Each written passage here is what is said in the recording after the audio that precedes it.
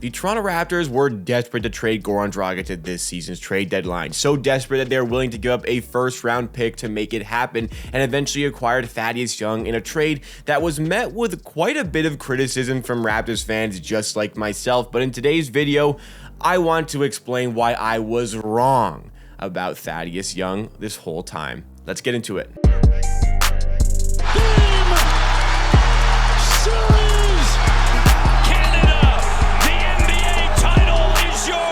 What's going on, everybody? It's Jacob back with Amateur Hour Sports for another Toronto Raptors YouTube video. If you want the greatest coverage and analysis on the latest Toronto Raptors news, then you need to be subscribed to Amateur Hour Sports. Help us on a road to 9,000 subscribers. And once again, this video is powered by BetStamp. BetStamp offers the best sports bet tracking and odds finding. If you're going to be betting on sports anyway, you need to be maximizing the value of your bets. BetStamp finds the best odds possible for you to bet on certain games so you can get that extra little bit of money when you're getting your winnings. Use a link in the description to sign up for BetStamp and download the app and use code RAPS on referral, RAPS, to let them know that I sent you there. Would really appreciate it if you supported the company. But let's get into our video topic for today with my new microphone. Let me know how this microphone sounds, by the way. I hope it sounds great. But we do need to talk about Thaddeus Young today. Thaddeus Young, wow.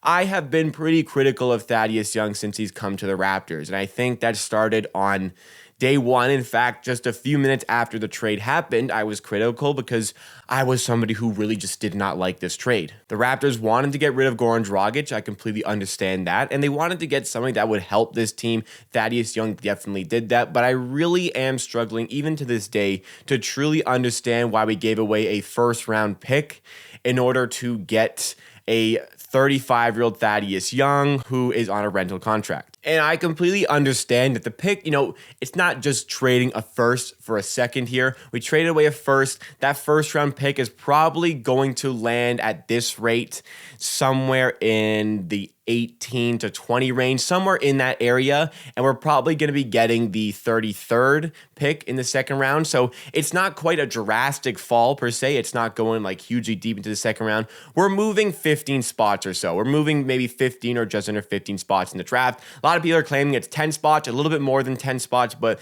we are moving a little bit in the draft. And make no mistake about it, moving like that does make a difference as it comes to the draft. That could be the difference between signing a player and drafting a player that is going to help your team from day one to finding more of a gamble player that may not exactly pan out for your team. Now, obviously, that goes to the scouting and what your team can get out of those picks.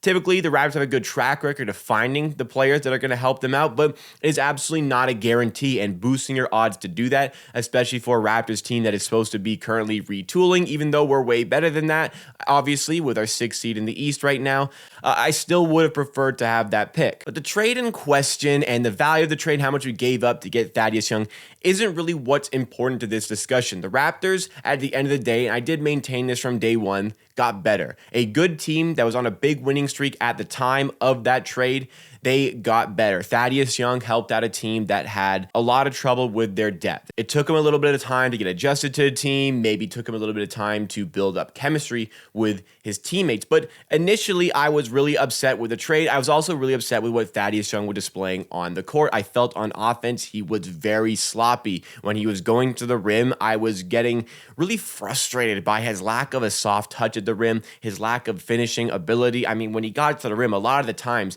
it just seemed to me like he wasn't even looking at the rim and was just kind of throwing the ball and kind of praying it would go in. There wasn't really any sort of finesse to his game. Very sloppy on offense. Defensively, sure, he brought a little bit there, but I mean, on offense, he disrupted a lot of the flow of things that we were trying to do. That's exactly what I felt, and I was even more angry that this player, who I wasn't particularly happy with his on-court product, was also the guy that we traded a first-round pick to get. So that's kind of where my anger initially stemmed for with Thaddeus Young. But, as time has gone by, he has gotten more adjusted to the team, and I understand that. But I think the most important thing is his deployment with the team, how the team is using him, and this is the most important thing here. When Thaddeus Young was recently with the Chicago Bulls, he had a certain amount of success in a starting lineup.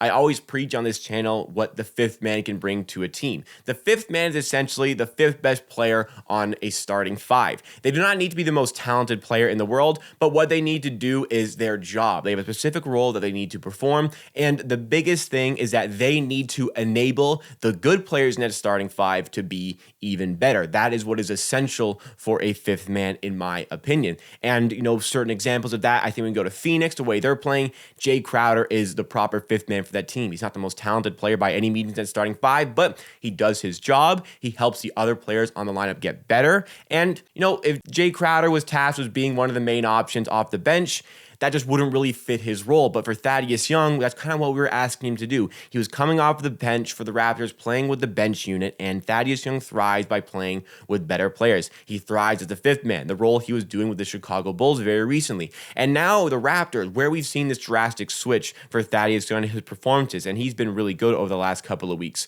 Where we've seen that drastic switch is now he's getting a lot more time on the floor with starting players. He's getting a lot more time with these starting caliber players like Siakam, VanVleet, Gary Trent, and the whole works there. So instead of having like a full bench unit where we're seeing Achua, Boucher, and Thaddeus Young playing together, where Thaddeus Young really needs to take on a bit more load on offense and offer us maybe a little bit more corner shooting and offer us maybe a little bit more cutting to the rim.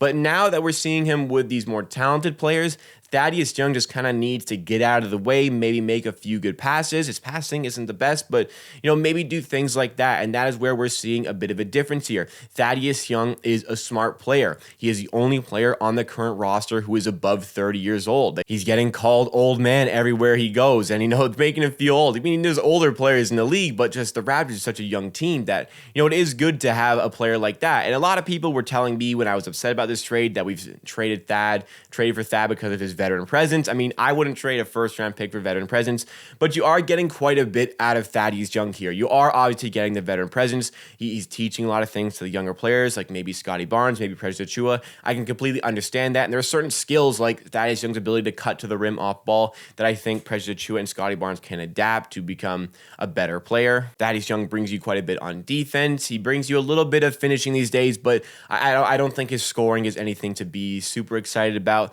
He's a solid player. He's a solid player who is making this team better. And as we're going to get to the playoffs where the lineup is going to shrink, the depth is going to shrink, I think we're looking at an 8-man rotation where Thaddeus Young is that 8th man. Boucher, Achua, and Thaddeus Young coming off the bench. In recent games, we have gone with that 8-man anyway. We're not really using more than that at the moment. Maybe sometimes Armani Brooks comes in as your 9th man, but not every game. There's a few DNPs in there. But ultimately, Thaddeus Young, when he's on the floor, is doing us a service. That's the biggest thing for me. It's very annoying to me when a player is consistently getting play time and just literally giving you nothing. And for a while, that was the case for Thaddeus Young. He's really starting to come around. I mean, I don't think he's just a sensational player, but he is a good player that helps our team. I think I was a little bit overly critical of him because maybe I didn't give it enough time to truly settle into the team, and maybe he's really starting to come around because he's had more time to settle in. I think the most important thing is that his role with the team has changed. And, again, Thaddeus Young isn't necessarily making us this unbelievable team,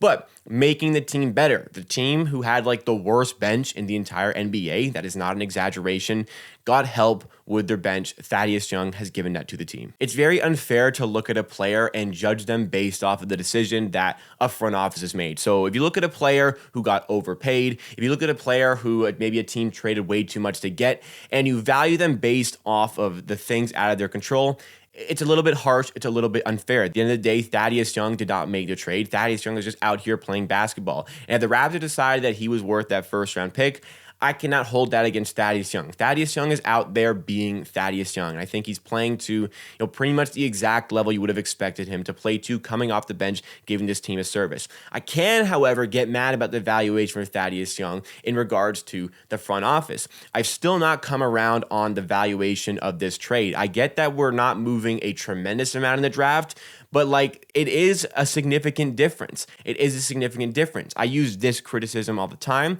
Malachi Flynn went 29th overall in his draft. If you move up 8 spots to 21st, you could have drafted Tyrese Maxey. And there's going to be plenty of examples where, there's a better player getting drafted after a worse one. Like Malachi Flynn went 29, Desmond Bane went 30th, and look how good he's playing this season. But if you go through draft history, especially recent draft history, your likeliness to strike gold improves drastically the further you go up. If you're in the mid-first round compared to late first, early second, that can make a huge difference. I'm not particularly happy about that because the reality is, I was probably a little bit underselling the Raptors at the deadline, where I said that this trade doesn't really change our ceiling.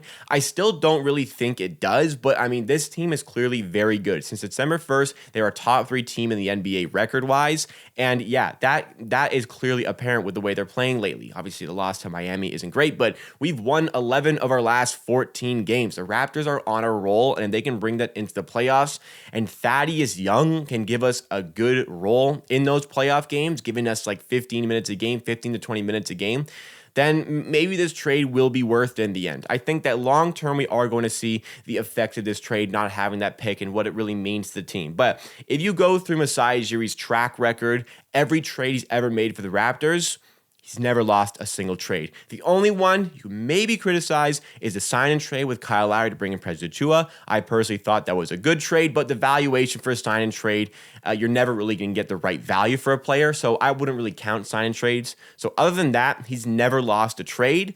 I don't want to say that this is the first one. I mean, we're going to see in a few years, but keep that in mind. Masai Ujiri always makes good trades. Thaddeus Young just might be another one. So what are your thoughts on Thaddeus Young? Did you like the trade initially and you still like it today? Did you not like it before and you're coming around onto it like myself? Let me know your thoughts and opinions in the comments down below. And also, let me know how the new microphone sounds. I hope it sounds great. I'm so excited to have this thing here. But that wraps up for me for today's video. Please drop a like on the video if you did enjoy. It goes a long way to supporting the channel. And make sure, if you want the greatest coverage and analysis on the latest Toronto Raptors news, you need to be subscribed to Amateur Hour Sports. Help us on a road to 9,000 subscribers. Download the Bedstamp app with the link in the description and sign up with referral code RAPS to give me some extra bit of support. And I'll see you again next time for another video.